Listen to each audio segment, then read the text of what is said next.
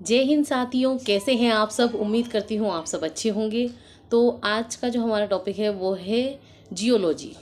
Geography से relative ही है। इससे पहले हमने एस्ट्रोनॉमी पढ़ा था, तो आज हम बात करेंगे जियोलॉजी के बारे में। जियोलॉजी क्या है और इसके अंदर क्या क्या पाया जाता है।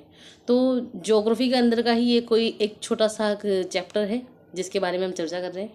जियोलॉजी जो है वो भूगर्भ विज्ञान है, यानी कि पृथ्वी के आंतरिक हिस्से के बारे में हम बात कर रहे हैं। जो पृथ्वी के आंतरिक हिस्सा है उसके बारे में।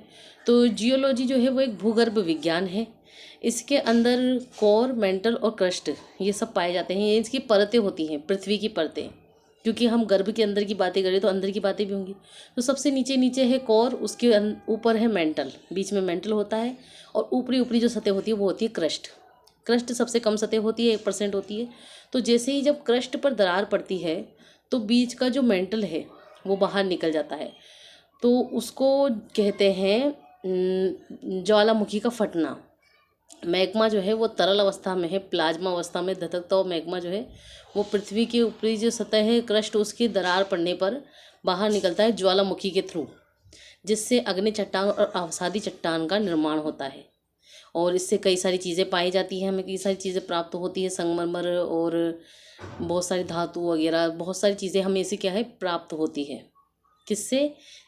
अग्नि चट्टान और अवसादी चट्टान से। तो ये सब किस में पाए जाते हैं? भूगर्भ विज्ञान में ये सब चीज़ें पढ़ी जाती है। मेंटल बाहर निकलता है। और मेंटल बाहर क्यों निकलता है? क्योंकि वो क्या है, अस्थिर है।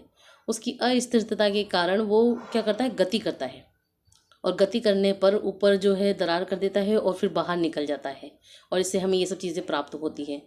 तो ये सब जो चीज़ें हैं ये सब जियोलॉजी में पढ़ी जाती हैं। अगर आपको इन सब के बारे में अगर डिटेल से जानना है और अगर आपको वीडियो अच्छी लगी है तो वीडियो को लाइक कर दीजिए, चैनल पर नए हैं तो सब्सक्राइब कर दीजिए, और इन सब चीज़ों को अगर आप डिटेल से पढ़ना चाहते हैं तो मेरे पेज को फॉलो कर दीजिए, मेरे चैनल को, ताकि मैं आपको ये चीज़ें डिटेल से पढ़ा सकूँ।